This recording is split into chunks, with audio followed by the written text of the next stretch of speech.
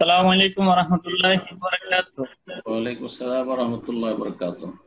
জি দেশে বলেন। একটা আমি আল্লাহ সৌদি আরব থেকে বসে কেমন আছেন শেখ, ভালো আছেন? আলহামদুলিল্লাহ ভাই, ভালো আছেন? জি আলহামদুলিল্লাহ শেখ। বলেন।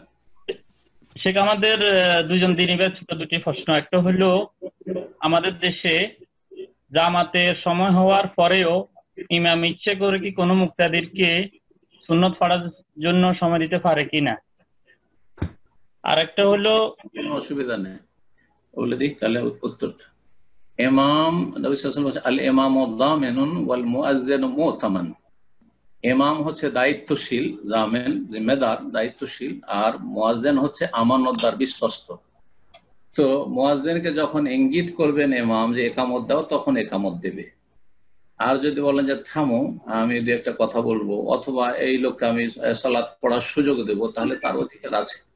সালাতের টাইম হয়ে গেছে মানে এটা কোনো আল্লাহর পক্ষ থেকে হয়ে যায়নি, সালাতের টাইম লং টাইম আছে। এটা হয়েছে যে মসজিদের একটা টাইম নির্ধারণ আছে যে এতটাই আজান, আর এই 15 মিনিট পর বা 20 মিনিট পরে একামত। সেটা ইমামের অধিকার আছে, 20 মিনিটকে 25 মিনিট করতে পারে, 20 মিনিটকে ইচ্ছা করলে 15 মিনিট করতে পারে। আজকাল কিছু ইমাম যে বা অধিকাংশ ইমাম বেতনভুক্ত, সুতরাং গোটা গ্রামে বা গোটা শহরের মহল্লার লোকের দাস বেচারাকে তাদের সবাইকে খুশি করতে হয়, এগুলো তো ইসলাম নাই। ইমামের পুরো অধিকার আছে, যদি ভালো মনে করে একটু তাড়াতাড়ি পড়ে দিতে পারে, যদি ভালো মনে করে একটু বিলম্ব করতে পারে, যদি মনে করে যে কাউকে আমি সালাত পড়ার সুযোগ দেবো, লোকটা শুরু করেছে থামেন, এর সুন্নাত তাহিয়াতুল মসজিদটা শেষ হয়ে যাবে, সুন্নাতটা শেষ হয়ে যায়, তার পুরো অধিকার আছে। ঠিক। জি আরেকটা প্রশ্ন হলো শেখ, নবজাত শিশুর কানে আজান দেওয়া সম্পর্কে। একজন আমাদের দিনী ভাই, উনি সৌদিতে আছে, কিছুদিনের ভিতর ওনার বাচ্চা হবে। এখন উনি চাইতেছে এখান থেকে মোবাইলে আজান দিবেন বাচ্চা হওয়ার পরে, মোবাইলটা বাচ্চার কানের সাথে রাখবে। এটা কি শরীয়ত সম্মত কিনা? না না, প্রথম কথা, আজানের হাদিস জয়ীফ গবেষক আমাদের কাছে।